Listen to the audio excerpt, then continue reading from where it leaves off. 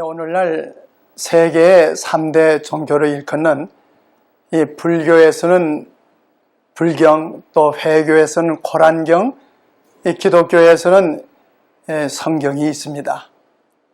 이 기독교의 경전인 성경이란 무엇이며 어떠한 책이라고 생각하고 있는지, 얼마 전에 이 오레곤주의 이 포틀랜드시에서 이 전화부에 있는 사람들에게 마구잡이로 전화를 걸어 이 성경에 관해 질문을 하여 그 반응에 대한 통계가 나온 것이 있었습니다. 질문에 응한 대부분의 미국 사람들은 이 성경은 유대인에 대한 좋은 역사서라고 답했고, 어떤 사람들은 성경은 많은 오류가 있어 이 정확성에 대해서는 확신할 수 없다고 했습니다. 그리고 소수의 사람들만이 이 성경은 하나님의 말씀으로 이 자신들에게 말씀하신 것이라고 믿는다고 했습니다.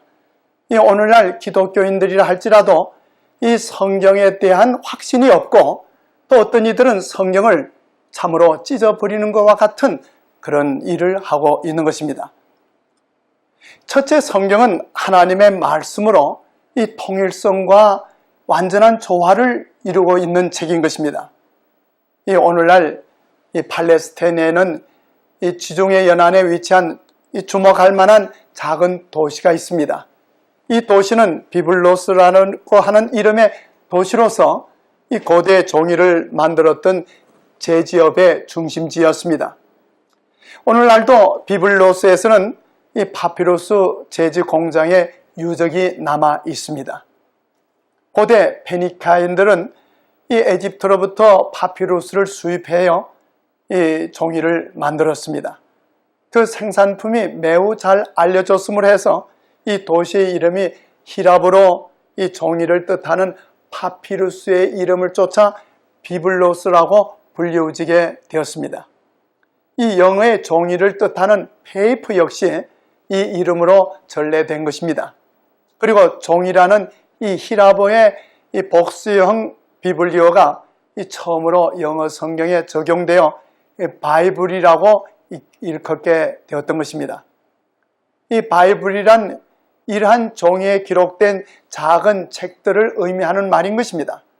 이 성경은 66권의 작은 소책자들의 집합체로서 구약은 39권, 신약은 27권의 작은 책들이 모여서 이 66권의 성경 전설을 이루고 있습니다. 이는 건 1600년간 이 40여 명의 저자들로 기록되어진 것입니다. 이들 이 성경 저자들은 이 매우 다양한 환경과 직업을 갖고 있었던 사람들로서 그들 가운데는 어부, 목자, 왕들, 정부 관료, 농부, 교사, 정치인, 그리고 의사 등이 있었습니다. 이와 같이 그들에게는 출신 배경이 달랐는데 이 살던 시대와 환경이 달랐고, 또 그리고 직업과 수준이 달랐음에도 불구하고 이 그들이 기록한 성경 내용이 서로 조화와 이 통일성을 이루고 있는 것입니다. 이 헤스팅스는 언급하기를 이 성경의 저작성은 참으로 놀랍다. 여기에 왕들, 군주들, 귀족들, 시인들, 현인들, 철인들, 이 어부들, 정치가들, 에집트의 지혜를 배운 사람들, 바벨론의 학교에서 교육받은 자, 예루살렘의 랍비 앞에서 길리움을 입은 자들에 의해 쓰여진 말씀이 있다. 각계각층의 사람들이 이 놀라운 책에 묘사되어 있다. 만약 일반인에 의해 이 66권의 책이 이러한 방법으로 쓰여졌다면 그것은 과연 어떤 잡동사니가 되었을 것이다 라고 했던 것입니다. 이처럼 이 성경의 완전한 통일성이 이 집합단수의 명사인 바이블로 이렇듯 효과적으로 표현될 수 있다는 사실이 이 하나님의 말씀인 성경의 신성한 권위에 대한 위대한 증거가 되는 것입니다.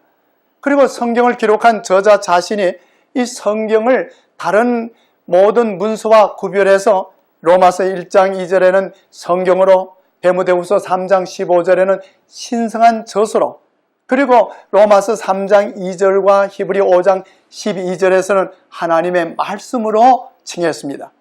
성경의 기자들은 그들의 기별이 하나님께로부터 직접 온 것이라고 증거했습니다. 성경에는 자주 주 여호와의 말씀이 이러하시다라고 표현되어 있고, 신약의 첫 저자인 마태는 이 마태복음 1장 22절에서 이 구약을 인용하면서 이 모든 일에 된 것은 주께서 선지자로 하신 말씀을 이루려 하심이라고 하는 말과 함께 구약 선지자의 배후에 있는 권위를 시사했던 것입니다.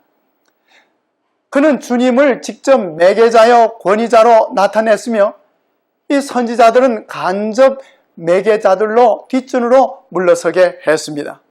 사도 바울은 데모데후서 3장 16절에 모든 성경은 하나님의 감동으로 된 것이라고 말하였고, 또 갈라디아 1장 12절에서는 자신이 기록한 것에 대해 말하기를 이는 내가 사람에게서 받은 것도 아니요 오직 예수 그리스도의 계시로 말미암는 것이라고 증거했습니다. 사도 베드로는 베드로후서 1장 21절에서 성경의 예언은 언제든지 사람의 뜻으로 낸 것이 아니요 오직 성령의 감동하심을 입은 사람들이 하나님께 받아 말한 것이라고 했습니다. 그리하여 성경은 이 제한성과 불안성을 지닌 인간 언어로 표현되었다 할지라도 여전히 하나님의 말씀인 것입니다. 물론 성경에서는 이 하나님께서 직접 말씀하신 것을 받아 기록한 것도 있지만은, 그러나 그것마저도 하나님께서 이 성경의 낱말 하나하나에 영감을 주어 기록하지는 않으셨습니다. 도리어 성경의 저자 자신의 영감을 주어서 이 인간 자신의 표현대로 성경을 기록하게 하셨습니다. 성경 기록의 이 대부분의 경우를 볼 것 같으면 하나님께서는 꿈이나 이상 중에 어떤 것을 듣게 하시고 또 어떤 사물을 보게 하신 후에 그들로 하여금 자신의 언어와 표현과 재능에 따라 이 성경을 기록하도록 하셨습니다. 그러므로 이 사도 바울은 고린도전서 14장 32절에 예언하는 자들의 영이 예언하는 자들에게 제재를 받는다고 말씀했습니다. 성경의 진정한 영감의 선지자들의 인격과 개성 등을 전혀 배제하지는 않는 것입니다. 그리하여 성경의 저자들과 이 번역가들이 작은 실수들을 저질 수 있다는 것은 분명히 가능한 것이었습니다. 그럼에도 불구하고 이 오류라고 주장하고 있는 많은 것들이 사실은 이 학자들의 편에 이 오해였음이 이 성서 고고학을 통해 이 발견된 증거들로부터 확실하게 드러나게 되었던 것입니다. 그러므로 성경은 하나님의 말씀으로 그 통일성과 조화성에 있어서 완전한 신성성을 지니고 있는 것입니다. 둘째로 이 성경은 조금 더 변함이 없이 오늘날까지 온전히 전수되어 온 것입니다. 지난 세기들 동안에 이 성경을 비평하고 파괴하려는 시도들에도 불구하고 성경은 놀랍고도 신기하게 정확성을 지니고 오늘날까지 전해져 왔습니다. 이 사해 두루마리 성경 사본과 이 현존의 성경과 비교해보면 그것이 얼마나 조심성 있게 전수되어 왔음을 밝히 알 수가 있는 것입니다. 2차 세계대전 이후에 1947년 봄 어느 날 15살 난 이 아랍 부족의 베두인 목동 무하마트가 잃어버린 자기 염소를 찾기 위해서 이 사해바다 서북방 해안에서 헤매고 있었습니다. 이 쿰란으로 불리우는 이 황량한 산비탈 일대는 동물들이 많이 있었습니다.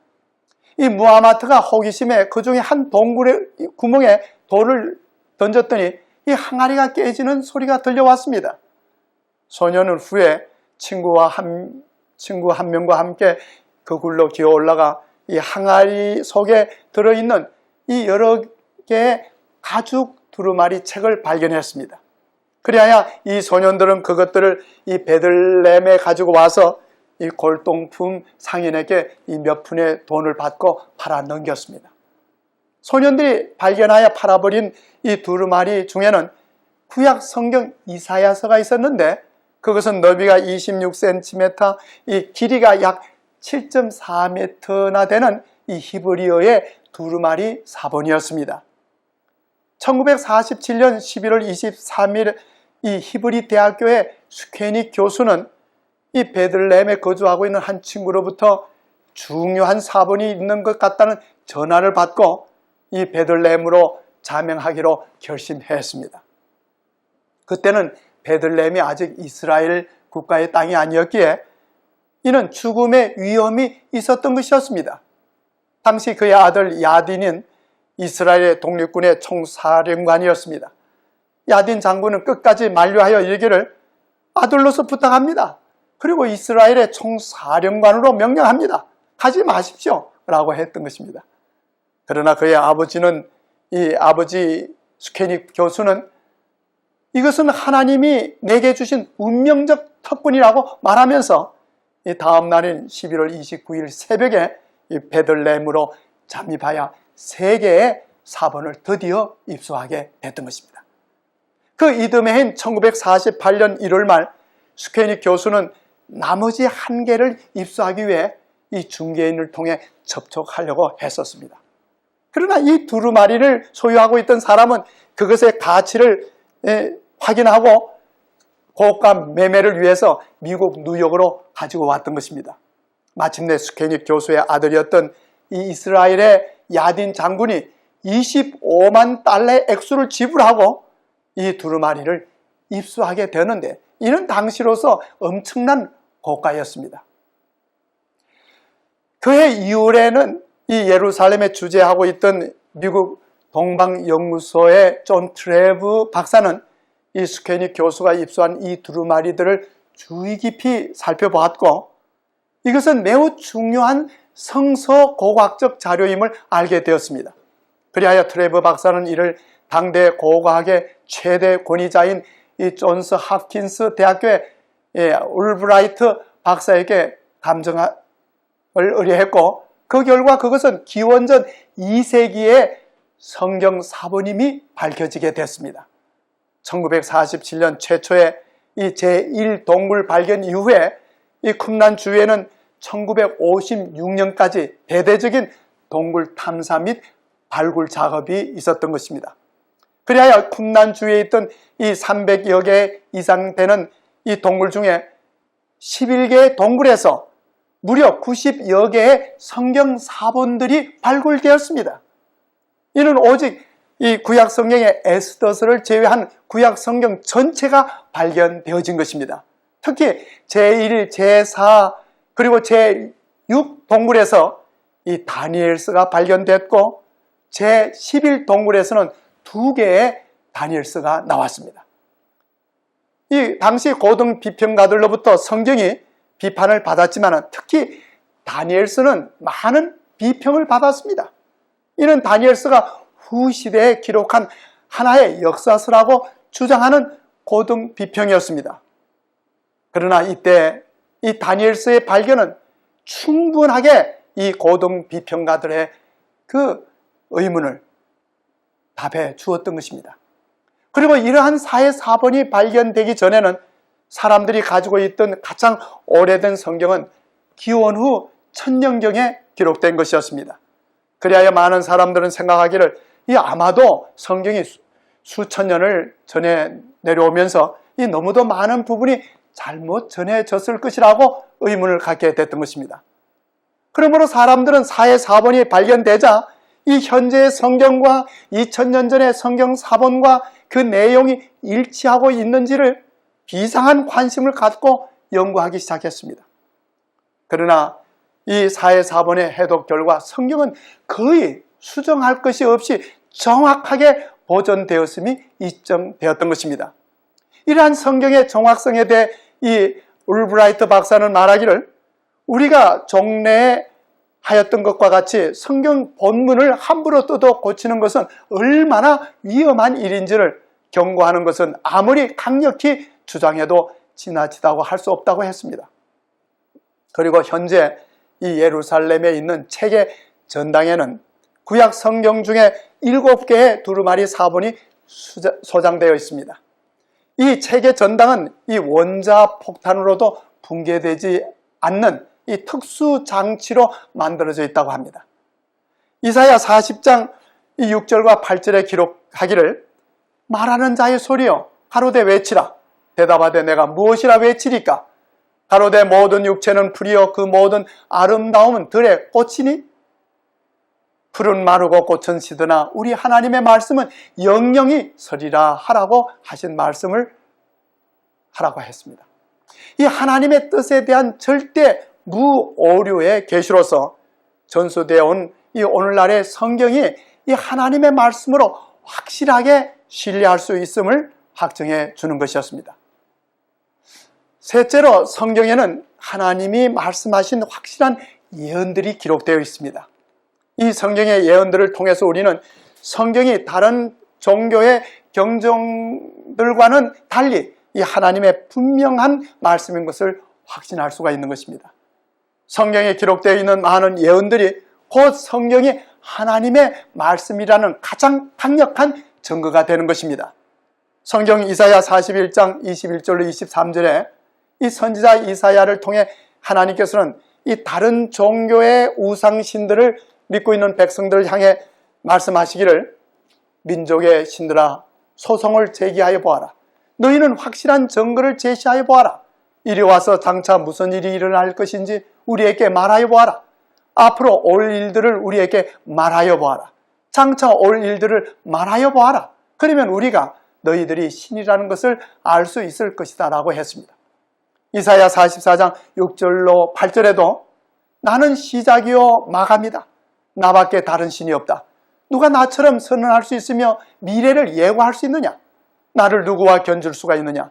만일 있다면 내가 옛날 사람들에게 미래를 예고했듯이 그들에게 다가올 일들을 미리 말하여 보아라. 내가 예전부터 너희에게 이미 예고하여 주지 않았느냐? 나는 예고하였고 너희는 이것을 증언할 나의 증인들이다. 나밖에 다른 신이 또 있느냐라고 말씀하셨습니다. 그러므로 성경의 예언들을 통해 이 성경이 하나님의 말씀인 것을 우리는 확신할 수가 있는 것입니다. 성경에는 적어도 1000가지가 넘는 예언들이 있고 그것에 850가지 이상의 예언들이 성취되었습니다. 그 중에는 인류의 구원과 관계하여 예수 그리스도에 대한 예언이 300가지가 성취되었고 그 외에는 인류의 역사와 더불어 국가와 민족과 그리고 개인에 관한 사건들이 예언되었고 성취되었으며 나머지 예언들은 현재 우리 시대에 관한 것이고 곧 미래에 성취될 예언들인 것입니다. 성취된 예언들 중에 하나의 예를 들어본다면 구약 에스겔 26장의 기록에는 한때 세계에서 가장 크고 부유한 항구 도성으로서 이 바다의 여왕이라고 일컫는 이 두로에 대한 예언이 있었습니다. 선지자 에스겔을 통해 하나님께서는 두로가 구체적으로 6개의 특징으로 멸망할 것을 예언했습니다. 첫째, 느부갓네살 왕이 두로를 침략할 것. 둘째, 많은 나라가 두로를 대적할 것. 셋째, 돌, 제목, 흙이 바닷속으로 가라앉을 것. 넷째, 두로성은 맑은 반석처럼 될 것. 다섯째, 그곳은 후에 어부들이 그물을 펴서 말리는 곳이 될 것. 그리고 여섯째, 두로는 다시 건축되지 못할 것이라고 예언했습니다. 이 두로에 대한 예언이 선지자 에스겔로 통해 발하여진 직후에 바벨론 왕 느부갓네살은 두로를 침략하여 13년 동안 포위했습니다. 마침내 바벨론 군사가 두로 성벽을 헐고 성 안으로 진군했을 때 이미 두로 백성들인 이 페니키아인들은 그들의 모든 소유를 배에 실어 해안에서 반 마일 정도 떨어진 섬으로 도피한 사실이 알게 되었습니다. 이 페니키아인들은 그 당시 세계 최고의 항해수를 가지고 있었고 해상 전투 능력도 뛰어났던 것입니다. 그래야 페니키아인들은 이 바벨론 군사들의 살육으로부터 피할 수가 있었고 이 분노한 느부갓네살 왕은 두로 도성을 완전히 파괴한 후에 돌아가 버리고 말았던 것입니다. 이때로부터 약 200년 후 헬라의 알렉산더 대왕은 그의 군대를 두로에 진군시켜 이 본래 두로성은 파멸되었으나 섬에 자리 잡은 신 두로성을 침략하려고 했던 것입니다. 그러나 페니키아인들은 이 섬을 배로는 정복할 수 없도록 이 바다 밑에 강력한 방벽을 건축해 놓았던 것입니다. 그리하여 알렉산더는 그의 군대가 섬에 자리 잡은 이 두로성을 침공할 수 있도록 이 파괴된 옛 두로성에서 섬까지 이 반마일 정도의 바다를 거대한 뚝을 쌓도록 명령했으며, 이에 따라 모든 돌, 흙 그리고 무너진 건축물들을 바다에 쳐넣었던 것입니다. 그리하여 성경의 예언은 문자적으로 정확하게 성취되었습니다. 한 역사의 기록에는 다음과 같이 증언하고 있습니다. 알렉산더 대왕은 가장 인상적인 포위 작전 끝에 두로시를 함락시켰다. 그리고 그것을 폐허로 만들었다. 한때 거대했던 도시의 많은 부분이 이제는 낡은 반석과도 같이 황폐했으며, 이곳에는 몇몇 소수의 어부들이 그들의 거물을 펴서 말리는 장소로 찾아들고 있다고 했습니다. 그런데 에스겔 28장에는 이 타락하여 장차 멸망당할 사단의 정체와 심판에 대해 예언하면서 그 사단을 가리켜 바로 이 두로 왕으로 표상했던 것입니다. 성경에는 이러한 선악간의 쟁투에 관계하여 많은 예언들을 주셨는데, 이 종국적으로는 죄의 창시자인 사단의 멸망에 대해 분명하게 예언되어 있습니다. 요한계시록 20장에는 이 사단의 멸망에 대해 구체적으로 예언하고 있습니다. 그리고 성경 예언의 가장 절정을 이루는 대사건은 이 우리를 구원하시려고 오시는 예수 그리스도의 영광스러운 재림의 사건인 것입니다. 주님의 재림은 대우주적인 사건이며 인류 역사의 가장 찬란하고 영광스러운 광경이 벌어지게 되는 사건인 것입니다. 그리고 이 예언들을 살펴 연구함으로 우리는 주님의 오심을, 또 오실 때를 깨닫고 오심을 우리는 준비할 수가 있는 것입니다. 이 구약의 예언서는 다니엘서고 신약의 예언서는 요한계시록입니다. 이 다니엘과 요한계시록은 이 시대에 우리에게서 얼마나 중요한 기별을 주고 있는지 모르는 것입니다. 오늘 우리는 참으로 이 성경의 예언들을 살필 때 특별히 이 다니엘서와 요한계시록의 예언들에 주목해야 할 것입니다.